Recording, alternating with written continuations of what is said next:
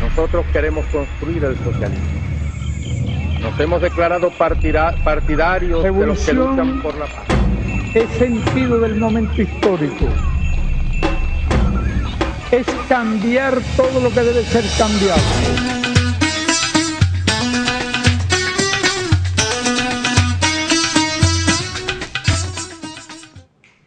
Bienvenidos usuarios y usuarias a su programa Escuela de Cuadros. Esta es nuestra jornada número 119, en la cual estaremos fundamentándola en un texto escrito por el camarada Albert Einstein, ¿por qué socialismo? Para esto estará aquí la compañera Cira Pascual, Silvestre Montilla, Thais Rodríguez y mi persona Carlos Rodríguez, que estaremos acompañando al compañero Gabriel Gil, que será de alguna u otra forma compañero que nos va a estar profundizando en el tema. Para él, le vamos a dar el derecho de palabra para que de esta forma iniciemos el debate por el día de hoy. Sí, gracias. ¿Por qué socialismo? Es un documento muy sencillo, práctico y que ha tenido una redifusión, ¿no? en lo que llevamos nosotros ahorita del proceso político venezolano, gracias a su contenido ligero y su llegada, ¿no? Fue escrito en 1949 para la revista Multi Review y está muy cargada de muchas cosas necesarias para hoy en día. Por ejemplo, una de esas es el principio, cuando plantea si él se puede meter. Todos sabemos que Albert Einstein es famoso específicamente por sus teorías de física, de relatividad. Lo conocemos por el área científica, pero no lo conocemos no conocemos no conocíamos su aspecto sobre el tema específicamente del socialismo. Y también eso también le dio una repercusión, ¿no? Porque era como si podemos reafirmar con el documento que el socialismo es la salida, el socialismo es la vía, y bueno, ahí se mete Einstein a plantearlo. Y la pregunta es si él se mete o no se mete a plantear, ¿no? sobre el socialismo, las cuestiones del socialismo. Y algo bien importante que creo que es importante resaltar es que se mete más que por una razón científica, meramente científica o pragmática desde ese punto de vista, también lo hace por una razón ética, ¿no? Y eso se fundamenta, es una relación, aún siendo Einstein capaz de ser visto como alguien científico, que todo tiene que estar demostrado científicamente, sino comprobado. Para creer en eso, él cree por una razón ética también en el socialismo y lo llega a plantear como una vía para precisamente salir de una sociedad en la que no comparte, como la sociedad capitalista. El compañero Silvestre creo que quería comentar algo o preguntar algo sobre el principio, pero creo que también sería bueno mencionar que es un texto del 49, que como tú dices, lo escribió para Monthly Review, y los dos editores de Monthly Review son dos grandes intelectuales de izquierda, Paul Baran y Paul Sweezy. También mencionar que es un texto que es muy contemporáneo, que es fácil acercarse a él porque se centra sobre todo en lo ético, ¿no? Los aspectos éticos de un proyecto que hay que superar, que es el proyecto capitalista de la burguesía, hacia el proyecto socialista. Como inicia este texto, sino dentro del contexto que se desarrolla Albert Einstein, que es un científico, y comienza preguntándose sobre la posibilidad desde su ámbito de opinar sobre temas sociales y sobre temas económicos. En este sentido, Albert Einstein comienza también desarrollando el papel de la ciencia como métodos de análisis y la incapacidad que hay como ciencias puras, o ciencias puras no, algunas ciencias como la economía, de explicar por sí solas el desarrollo y la evolución de los procesos y fenómenos sociales, porque estas a su vez están determinadas por otras series de factores que condicionan al individuo que vive en sociedad. Entonces, en ese sentido, me gustaría preguntar acerca del papel de la ciencia y de los otros factores que influyen acerca del individuo en sociedad, que también son necesarios para la evaluación de procesos históricos sociales. Sí, yo creo que un aspecto importante que él plantea en este inicio tiene que ver con incluso por cómo construyes todo el socialismo o cómo tú te planteas abordar este tema, ¿no? O sea, las dos cosas. Y de alguna manera te plantea, bueno, nosotros podemos, por métodos científicos, incluso aproximarnos en la materia social y económica.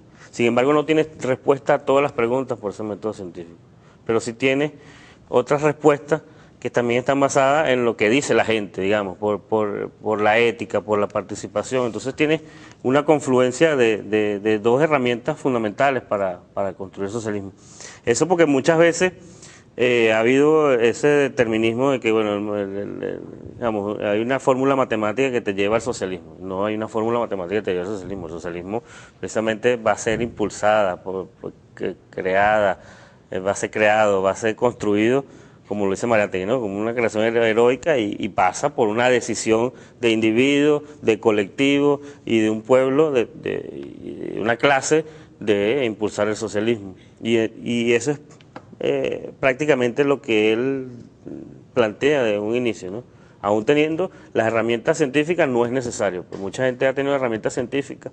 Incluso me recordó que hace poco se hablaba de que Marx tenía razón, lo decía la BBC, y Marx tenía razón en el área económica, ¿no? Pero no en el área política, ¿no? Entonces el socialismo no es una cosa solamente científica, numérica o tecnocrática, sino que es también una propuesta de vida, una propuesta ética, una propuesta para impulsar, para crear, ¿no? Algo que surge también y que tú mencionas es esta cuestión del determinismo. Él está cuestionando el determinismo, que quizás era una tendencia amplia en el contexto del desarrollo teórico del campo socialista, ¿no? Entonces, él está negando el determinismo, está poniendo por encima la razón ética para un proyecto socialista, está también cuestionando el determinismo, está cuestionando la posición del experto en cuanto al cambio social y a la capacidad de opinar sobre la realidad en la que vivimos o en la que vivían. Entonces, me parece que esta forma de aperturar que tiene Einstein en cuanto a su texto es fundamental, porque está desmontando algunas de las formas, digamos, rígidas que se estaban planteando en aquel momento y que eliminaban la capacidad del sujeto, de los seres humanos como sujetos de transformación, porque está determinado que el capitalismo tiene que derrumbarse. Entonces, se derrumba solo. Entonces, ¿cuál es la función del ser humano como sujeto social? Y aquí me parece que él plantea que pone por encima de todo al ser humano, que pone primero al ser humano, no el modo de producción, no una determinación de que el modo de producción es malo y luego otro mejor va a venir porque hay una contradicción interna que necesariamente va a conllevar a otro modo de producción. Yo quería complementar lo que dices con esta cita, ¿no? Un fragmento que saco aquí que dice: el socialismo está guiado hacia un fin ético-social. La ciencia, sin embargo, no puede establecer fines, e incluso menos inculcarlos en los seres humanos.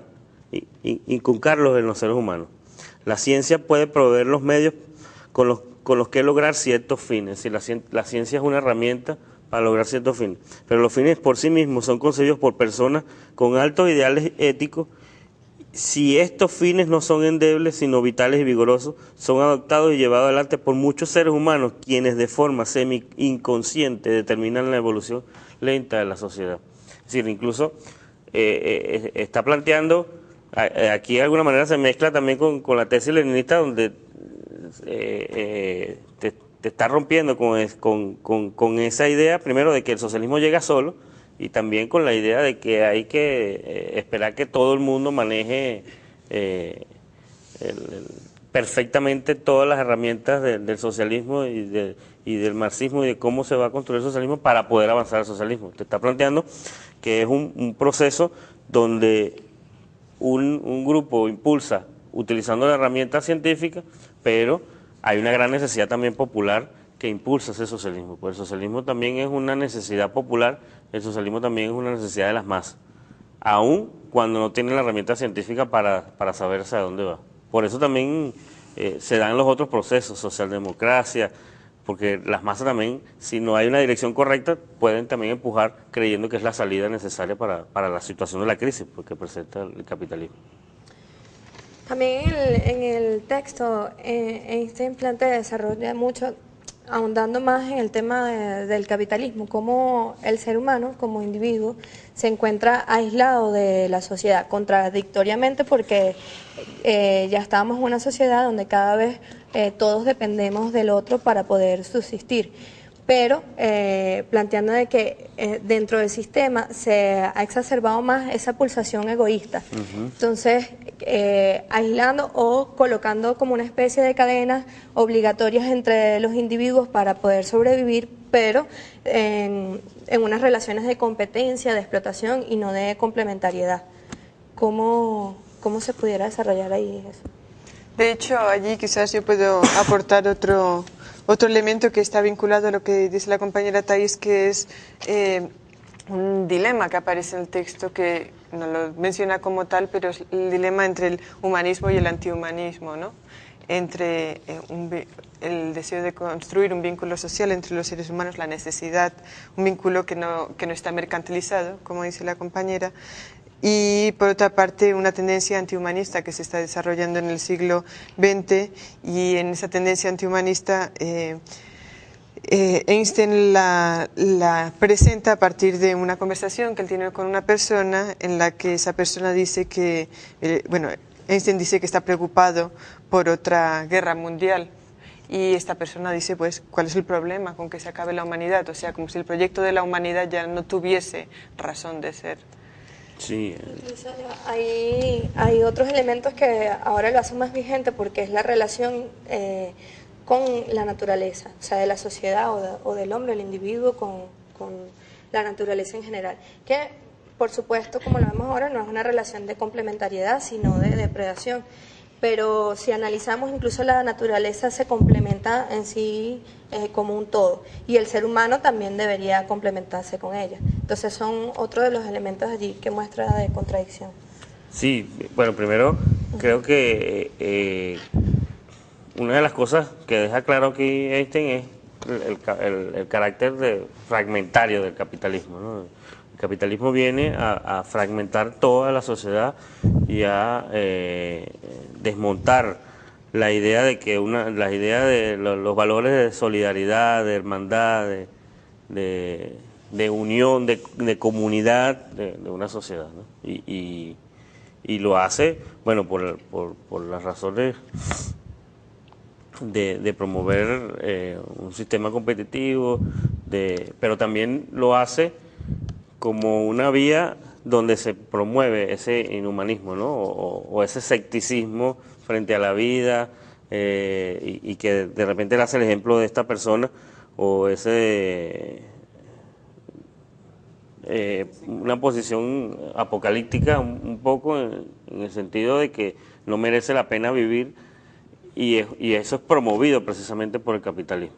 O sea, lo promueve el capitalismo de distintas vías. Hoy en día también suele suceder, ¿no? Es decir, es un proceso cíclico donde ideologías disfrazadas de nuevas, de frescas, también te traen de nuevo el escepticismo, el agnosticismo frente a la propuesta de la utopía de una sociedad mucho más hermanada, de la utopía de una sociedad unida. O sea, es decir, ese fin ético es también una utopía, y también hay una contracorriente capitalista que plantea la fragmentación, plantea crear un estado de zozobra incluso a las personas, rompiendo su carácter individual. Es decir, la individualidad es rota precisamente por el capitalismo para generar ese modo de zozobra que rompe de alguna manera con el pensamiento humanista, y que rompe con ese fin, esa ética que pretende un mundo de solidaridad.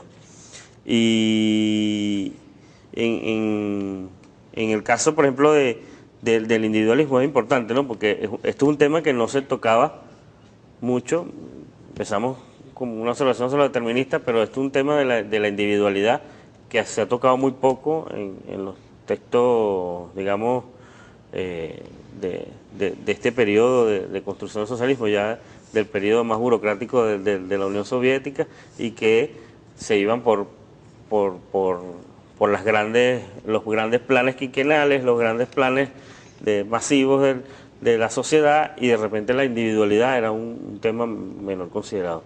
Y que en el capitalismo es importante resaltar, pues en el capitalismo la individualidad es mucho más rota, en el socialismo se busca fortalecer la individualidad a través de esa conexión social. Y creo que ese planteamiento que hace Einstein aquí es muy valioso, porque es una vía también de plantearte éticamente por qué el socialismo, o sea, ¿no? Sigue la misma pregunta, pero ahora desde el punto de vista, yo como individuo, ¿cómo me ubico yo aquí?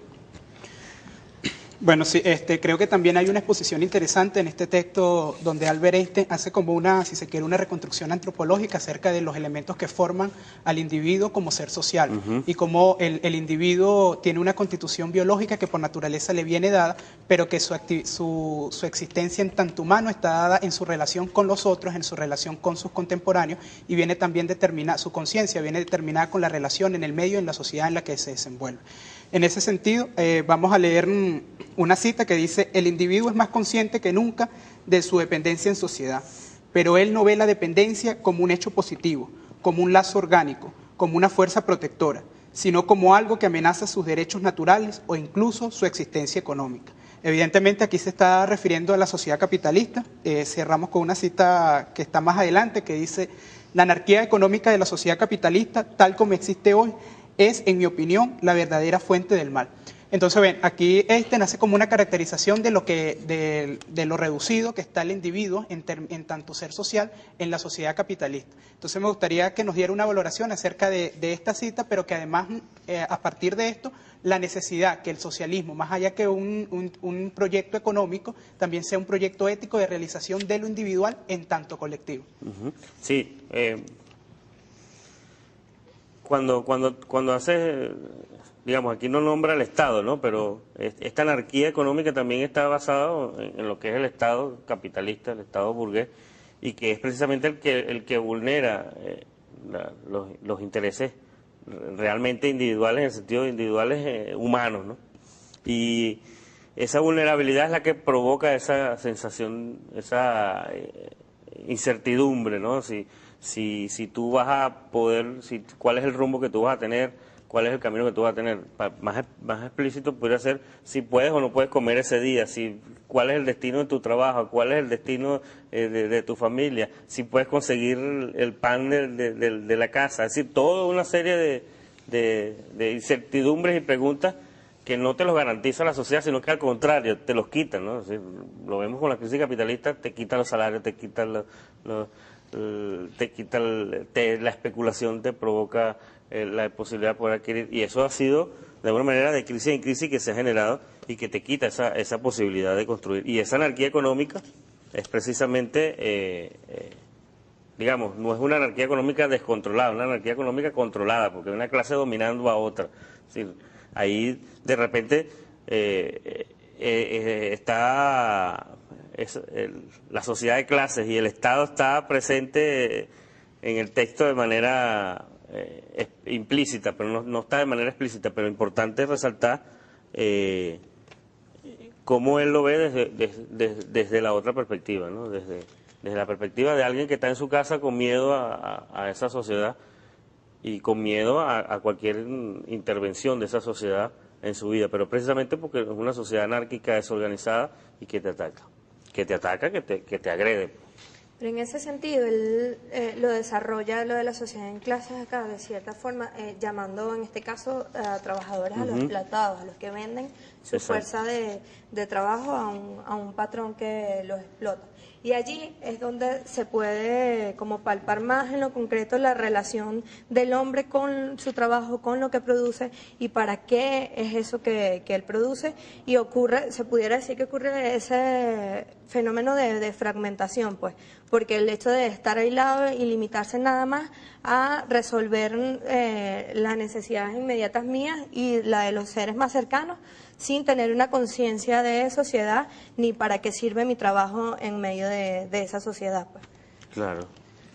Sí, bueno, en relación con lo que menciona la compañera, Y también algo que tú venías que mencionas el Estado, que no está directamente mencionado, pero hay, digamos, otro subtexto que aparece en este texto, que sería el del fetichismo, ¿no? El fetichismo como que basa nuestras relaciones sociales en el capitalismo, mercantiliza nuestras relaciones sociales, podríamos decir, para simplificarlo un poquito, ¿no? Entonces, esta contradicción entre el ser humano, o los seres humanos, todos nosotros, la gente, como dependientes de la sociedad, pero a su vez en contradicción con la sociedad, podríamos decir que el núcleo de ese problema está en la fetichización que existe en el sistema capitalista. Claro, aquí creo que también asoma un elemento importante en estas páginas del texto, que es acerca de evidentemente, como usted dice, la mercantilización de las relaciones sociales, o sea que todas están mediadas, dado la sustancia que media en toda relación social en la sociedad capitalista, que es el lucro, pero que también nos muestra también o hace una caracterización acerca de la enajenación del individuo con su trabajo, cómo el individuo está enajenado con lo que produce, pero que además también pone cómo el individuo siempre está en lo que comentaba Gabriel, en ese permanente estado de zozobra, que no está pleno en el trabajo que se supone que debe ser una actividad creadora. En el socialismo, en el capitalismo, el individuo está en un trabajo vinculado para satisfacer necesidades mínimas, básicas de subsistencia, y que además está en un estado permanente de zozobra, azotado por un ejército de reserva, que bien creo que es un planteamiento clásico del marxismo y que Einstein lo asoma aquí también en este texto. Sí, no, y agregarle a eso, que es que lo que produce al final, es decir, el carácter privado de la producción, todo lo que se produce es privatizado, pasa a mano del productor, aunque socialmente todo el mundo lo está produciendo, los trabajadores lo están produciendo, y que los trabajadores son expropiados permanentemente, y con la división social de trabajo, con todo ese proceso de industrialización que también describe aquí, se da un proceso donde ya el fruto del trabajo no se ve en ningún lado. O sea, el trabajador no ve el fruto de su trabajo porque, digamos, al final el producto tiene mucho trabajo acumulado y la división social del trabajo, yo solamente puse una parte, yo no concreté eso. Es decir, no te ve realizado como ser humano precisamente porque no tienes un producto de tu trabajo a tu alcance. ¿Sí? Simplemente lo que tú decías, te garantiza tus necesidades mínimas para la subsistencia, y eso es para que vuelvas al día siguiente otra vez a trabajar. Pero si el ejército de reserva de desempleados te puede sustituir, y ahí sí yo no necesito que regresen. Además, creo que la anarquía también se puede ver expresada en cuanto a lo que se produce, que no es por el valor de uso, por las necesidades concretas de esa sociedad, sino por el lucro, lo que le va a garantizar mayor ganancia, en este caso a la clase burguesa. Entonces, por ende, allí no hay una planificación real de esa producción en base a las necesidades de toda la sociedad. O digamos que sí puede haber una planificación, pero está en base a al lucro de la clase burguesa y no a las necesidades de toda la sociedad. De hecho, eso lo podemos ver cotidianamente, para llevarlo a un ejemplo preciso en nuestro contexto. Bueno, la anarquía del sistema quiere decir que mañana vamos a la tienda y a lo mejor no hay leche. Evidentemente es una necesidad social, no es posible en el socialismo. O sea, una economía una economía en socialismo planifica que haya leche todos los días. Vivimos en capitalismo. Por lo tanto, vemos que esa anarquía económica a la que se refiere Einstein todavía tiene plena vigencia esa anarquía hoy. Económica ha llevado a sociedades donde botan la leche mientras hay gente que necesita leche, es decir, porque tratando de regular esas supuestas leyes de oferta y demanda, leyes que supuestamente regulan la sociedad, lo que hace es precisamente fomentar la anarquía y la incertidumbre en el desenvolvimiento, ¿no?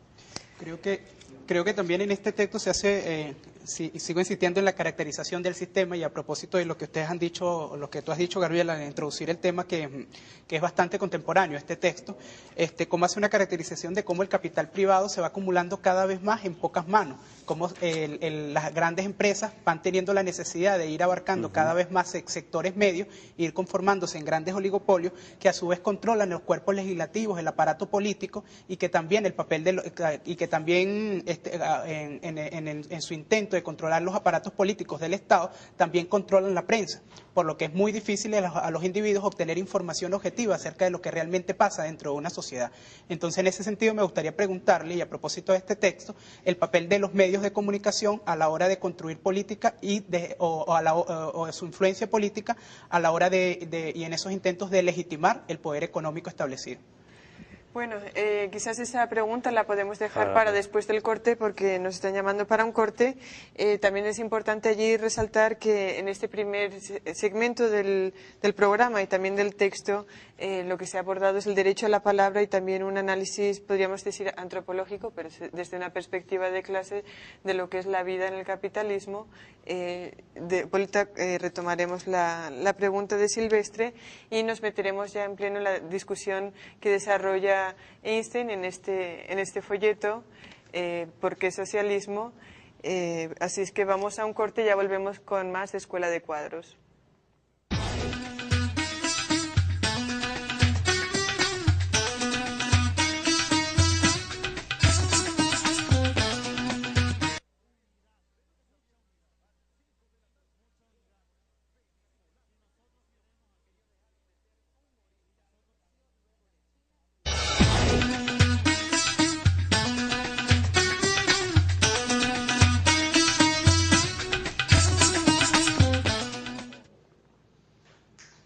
Estamos de vuelta en Escuela de Cuadros analizando el texto de Albert Einstein, ¿por qué el socialismo?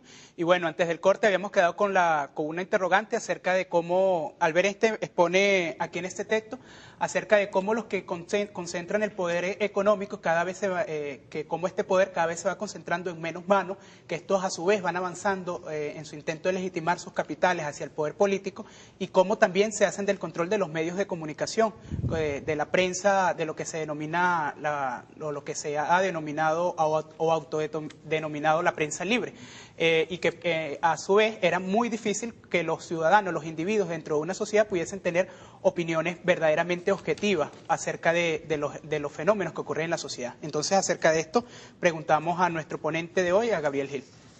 Sí, una de las cosas es que hay un debate sobre si el hombre es bueno por naturaleza o es malo por naturaleza, y Einstein también se pone aquí donde dice la personalidad está condicionada por el ambiente donde se desarrolla el individuo, y por eso también busca, o sea, toca, además del modelo económico y de lo que se hablaba del fetichismo en la producción, está el tema del Estado, de las leyes del Estado, de los medios de comunicación y la cultura, la educación, incluso lo junta todo en función de que se convierten en herramientas de coerción y herramientas de dominación cuando tendrían la función inicial de transferir conocimiento de generación en generación, de establecer mecanismos de construcción de comunidades, de organización. Incluso no lo dice completamente, pero está la duda si el hombre, si esta maldad en la que nosotros vivimos viene generada desde que inició la humanidad, ¿no? Y él lo rechaza en ese sentido. Por eso es que usa el tema de la comunicación y el tema de las leyes, y cómo eso precisamente se basa en fomentar esa dominación, pero la dominación original sigue siendo la económica, le da más preponderancia a la dominación económica, y creo que es una cosa fundamental, ¿no? En ese momento los deterministas hablaban solo de la dominación económica como la única vía, y él incluso incluye lo comunicacional, que no era muy difundido en ese momento. Y ahora nosotros tenemos a veces el extremo, ¿no? Que es solamente lo comunicacional y lo económico no entra como parte de esa dominación. Pero él lo plantea de una manera bien dialéctica en ese sentido, y me parece importante. Como los medios de comunicación establecen, en manos de la burguesía, son parte también de ese ciclo de reproducción de la ideología del capitalismo. Sí, hay otro elemento aquí también importante, ¿no? Otro ámbito que toca Einstein, y es el tema de la educación, y hay una cita que dice lo siguiente, ¿no? La educación del individuo, además de promover sus propias capacidades naturales, procuraría desarrollar en él un sentido de responsabilidad para sus compañeros hombres, en lugar de la glorificación del poder y el éxito que se da en nuestra sociedad actual. Estaría un poco que nos diera tu valoración allí, ya que bueno, él el texto en general ha venido tocando el tema de la ciencia, la tecnología, ¿no? Al principio como un medio para alcanzar un determinado fin ético-social. En este caso nosotros definiríamos, y lo define también aquí Einstein, que es el socialismo, un poco el papel de esa educación, ¿no? Dotándolo a ese joven, a ese niño o a ese hombre, pues, de capacidades y responsabilidades, contraponiéndolas a elementos del poder y el éxito. Me gustaría tu valoración en ese sentido, en ese orden. Sí, bueno, más o menos es lo mismo, ¿no? que discutíamos antes sobre el tema del papel de la educación, de la comunicación y de la cultura en el proceso de liberación. Y importante que Einstein lo incluya aquí, porque el determinismo, incluso un planteamiento frente al determinismo, el determinismo te dice, tú socializas los medios de producción y creas medios de producción socializados y ya la gente cambia su cultura inmediatamente. Y no, te lo plantea como, bueno, la necesidad también de dar esfuerzos en ese espacio y de impulsar ese espacio también, porque es el área, ¿no?, donde él se desenvuelve y de alguna manera tiene como mucha mayor preocupación desde ese punto de vista, pero nace de lo mismo, ¿no? Es decir, tú no tienes una intención ética de un individuo si no tiene una educación, si no tiene una formación, si no tiene valores, si no tiene una serie de cosas, que no basta solamente con socializar algo. Y eso lo puedes ver mucho después, cuando cae la Unión Soviética, donde te preguntan, bueno, ¿y los obreros dónde defendieron las empresas de propiedad social? Y los obreros dónde defendieron, de alguna manera, primero que económicamente era otra cosa, pero también la superestructura de alguna manera se mantuvo de la misma forma, no fue un proceso, se mantuvo una estructura de educación y de comunicación para la formación del ejército industrial y no para la formación de individuos de una manera de desarrollo pleno de los individuos, ¿no? Aquí hay una cita que refuerza eso, también está casi al final. La competencia ilimitada conduce a un desperdicio enorme de trabajo y esa amputación de la conciencia social de los individuos que mencioné antes. Considero esta mutilación de los individuos el peor mal del capitalismo. Nuestro sistema educativo entero sufre de este mal. Se inculca una actitud competitiva exagerada al estudiante, que es entrenado para adorar el éxito codicioso como una preparación para su carrera futura. Bueno, aquí un poco él caracterizando cómo es formado el individuo en el marco del capitalismo. Pero esta discusión es muy vigente ahora en el marco también de la Revolución Bolivariana, pues, visto la construcción del socialismo, por lo que decías, una construcción integral, pues que no es nada más el hecho económico, productivo, transformar ese modelo, sino crear también otros mecanismos a nivel de la cultura, incluso de los códigos, de las relaciones entre la familia, la amistad, de solidaridad, de fraternidad, y una manera de impulsar eso concretamente es en la forma de la educación. Por eso se ha tratado incluso un poco eso con el tema de las misiones, ahora la nueva misión de saber y trabajo, es decir, involucrar al individuo con el trabajo, pero también el tema de la formación. No sé, un poco para ahondar en al final de esto, ¿cómo relacionaríamos esto en el marco de la Revolución Bolivariana? Sí, yo creo que el tema está en que aquí había un debate, ¿no?, en ese momento, que estaba dado con este sector que planteaba que tomando el poder, es decir, la creencia de que el paso del socialismo a la sociedad sin clase, el comunismo, era prácticamente automática con solamente la socialización de los medios de producción. Un asunto económico. Y fíjate que ya Einstein aquí plantea ciertas cosas que luego planteas el Che, o que nosotros conseguimos en el Che, donde te dice, no, hay una transición, o el mismo Lenin plantea, hay una transición entre capitalismo y socialismo, lo plantea, ¿no? Entonces, el Che ya habla de que de 2 fases pasó a 3 fases y cómo se va construyendo en ese proceso. En ese momento el debate estaba dado por estos sectores que plantean eso automático. Pero también aquí hay otro debate que, desde mi punto de vista, la Revolución Bolivariana es al inverso. Se plantea que solamente lo económico y lo cultural, o sea, lo político y lo cultural, son las únicas herramientas necesarias para transformar la sociedad, olvidando muchas veces el vacío económico que nosotros tenemos, pues la necesidad de producir los bienes, la necesidad de romper e independizarse de la dependencia, digamos, liberarse de la dependencia de la renta petrolera y pasar a ser una sociedad una asociación de productores para construir el socialismo. Y ahí es donde entra la contradicción, pues, ¿no? Esa contradicción que vive Einstein en ese momento también la vivimos hoy, pero desde el punto de vista inverso. Yo creo que sería la contradicción un poco más profunda en el sentido de que también está planteado de que la satisfacción de las necesidades de la sociedad va, por ende, a generar que haya una elevación de la conciencia de forma automática.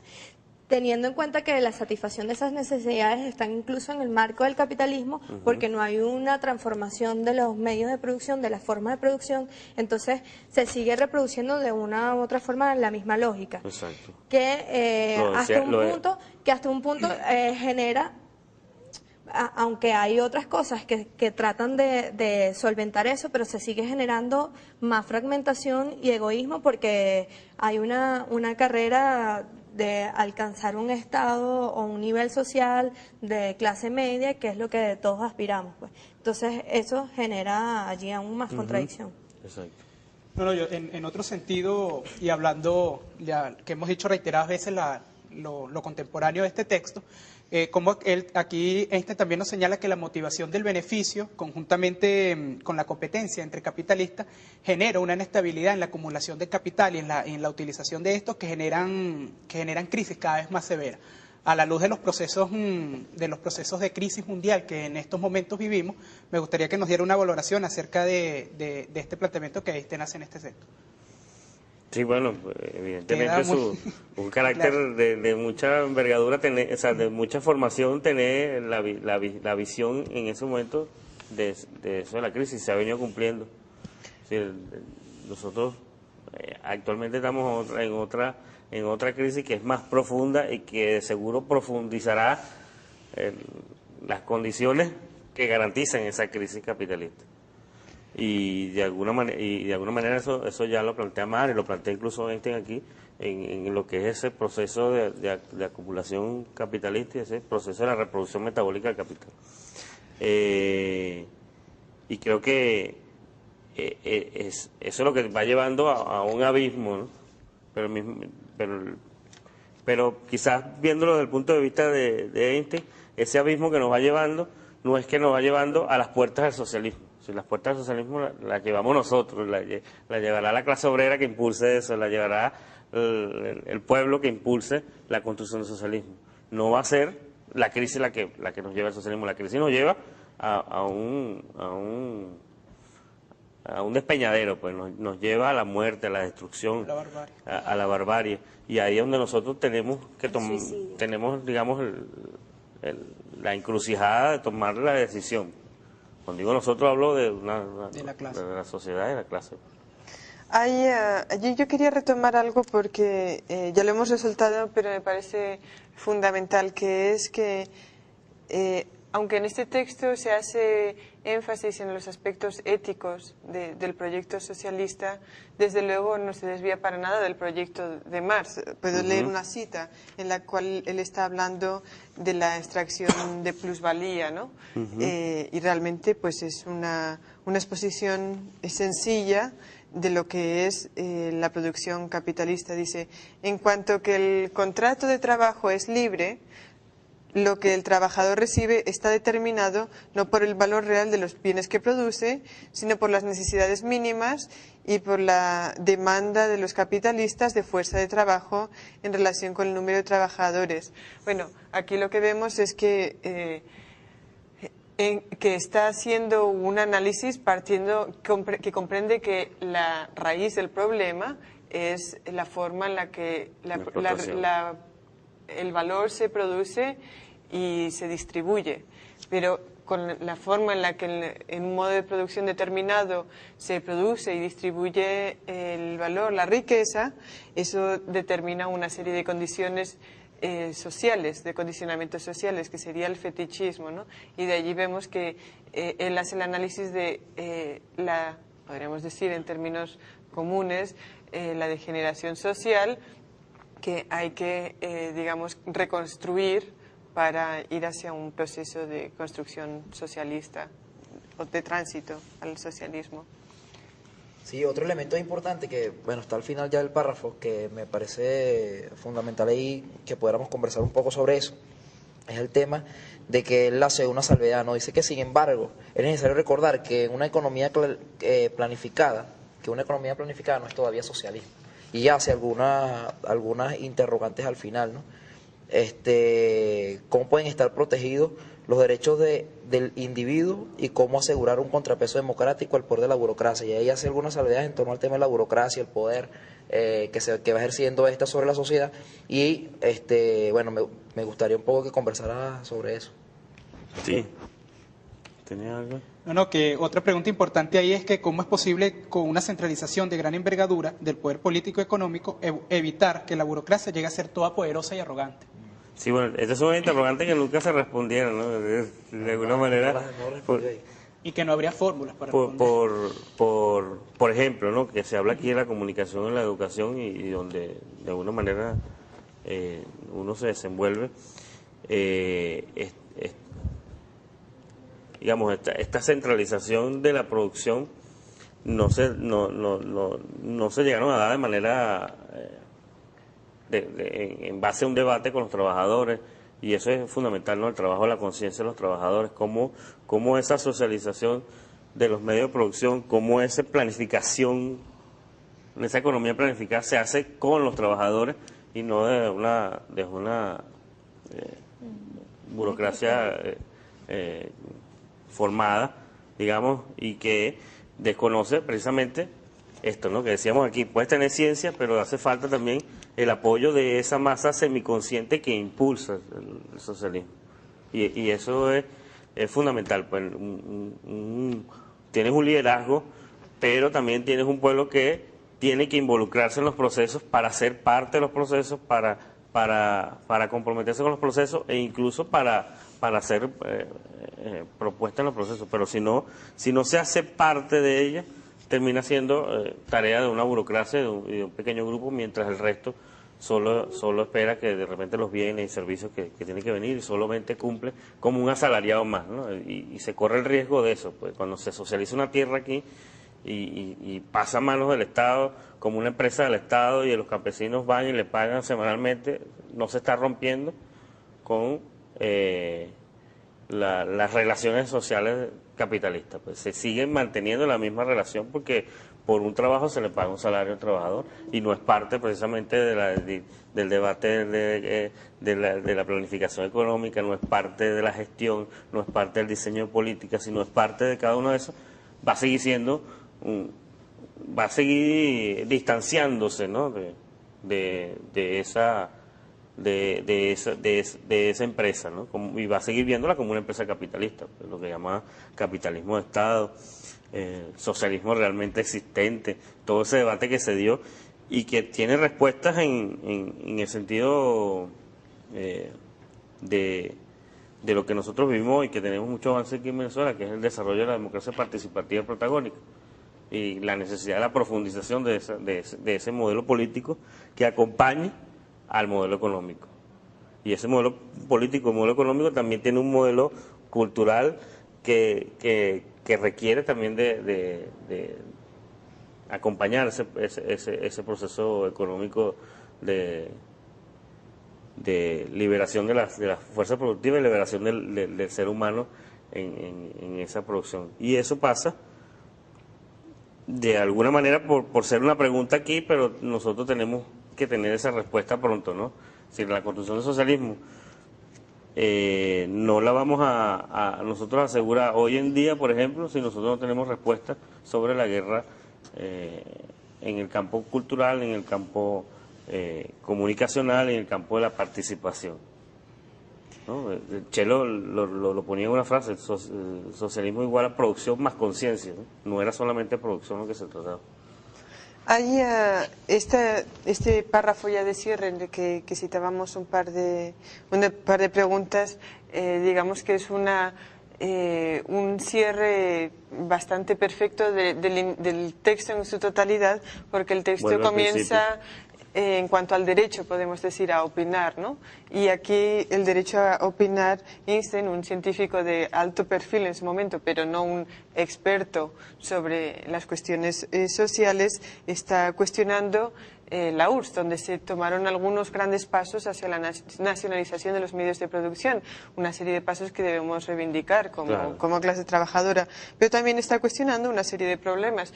De fondo está cuestionando la falta de democracia en aquel proceso. Sería interesante hoy día si científicos de alto perfil como Stephen Jay Gould o no sé, otros científicos también aportasen propuestas a cómo desarrollar una mejor... a plantear, ¿no?, sobre el socialismo, las cuestiones del socialismo. Y algo bien importante que creo que es importante resaltar es que se mete más que por una razón científica, meramente científica o pragmática desde ese punto de vista, también lo hace por una razón ética, ¿no? Y eso se fundamenta, bueno, es una relación, aún siendo Einstein capaz de ser visto como alguien científico, que todo tiene que estar demostrado científicamente, sino comprobado. Para creer en eso, él cree por una razón ética también en el socialismo y lo llega a plantear como una vía para precisamente salir de una sociedad en la que no comparte, como la sociedad capitalista. Bueno, el compañero Silvestre creo que quería comentar algo o preguntar algo sobre el principio, pero creo que también sería bueno mencionar que es un texto del 49, que como tú dices, lo escribió para Monthly Review, y los dos editores de Monthly Review son dos grandes intelectuales de izquierda, Paul Baran y Paul Sweezy. También mencionar que es un texto que tiene... práctico y que ha tenido una redifusión, ¿no?, en lo que llevamos nosotros ahorita del proceso político venezolano, gracias a su contenido ligero y su llegada, ¿no? Fue escrito en 1949 para la revista Monthly Review y está muy cargada de muchas cosas necesarias para hoy en día. Por ejemplo, una de esas es el principio, cuando plantea si él se puede meter. Todos sabemos que Albert Einstein es famoso específicamente por sus teorías de física, de relatividad.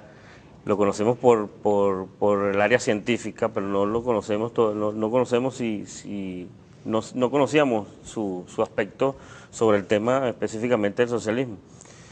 Y también eso también le dio una repercusión, ¿no?, porque era como si podemos reafirmar con el documento que el socialismo es la salida, el socialismo es la vía, y bueno, ahí se mete Einstein a plantearlo.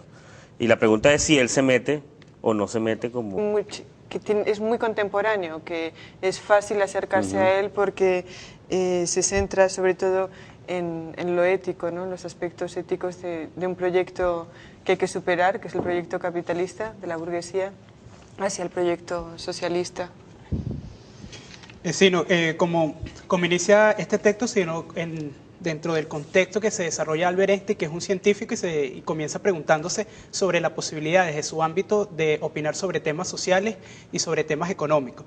En este sentido, Albert Einstein comienza también desarrollando el papel de la ciencia como métodos de análisis y la incapacidad que hay como ciencias puras, o ciencias puras no, algunas ciencias como la economía, de explicar por sí solas el desarrollo y la evolución de los procesos y fenómenos sociales, porque estas a su vez están determinadas por otras series de factores que condicionan al individuo que vive en sociedad. Entonces, en ese sentido, me gustaría preguntar acerca del papel de la ciencia y de los otros factores que influyen acerca del individuo en sociedad, que también son necesarios para la evaluación de procesos históricos sociales. Sí, yo creo que un aspecto importante que él plantea en este inicio tiene que ver con incluso por cómo construyes todo el socialismo o cómo tú te planteas abordar este tema, ¿no? O sea, las dos cosas.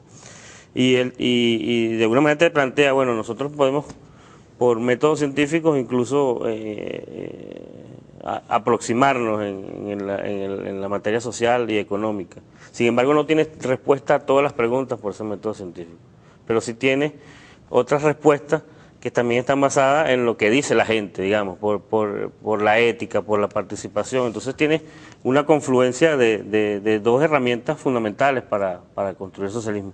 Eso porque muchas veces ha habido ese determinismo de que, bueno, digamos, hay una fórmula matemática que te lleva al socialismo. No hay una fórmula matemática que te lleva al socialismo. El socialismo precisamente va a ser impulsada, creada, va a ser creado, va a ser construido, como lo dice Mariátegui, ¿no? Como una creación heroica y pasa por una decisión de individuo, de colectivo y de un pueblo, de una clase, de impulsar el socialismo. Y eso es prácticamente lo que él plantea de un inicio, ¿no?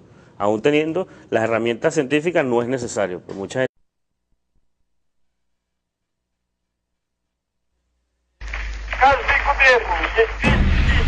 Nosotros queremos construir el socialismo. Nos hemos declarado partidarios de los que luchan por la paz. Es sentido del momento histórico. Es cambiar todo lo que debe ser cambiado.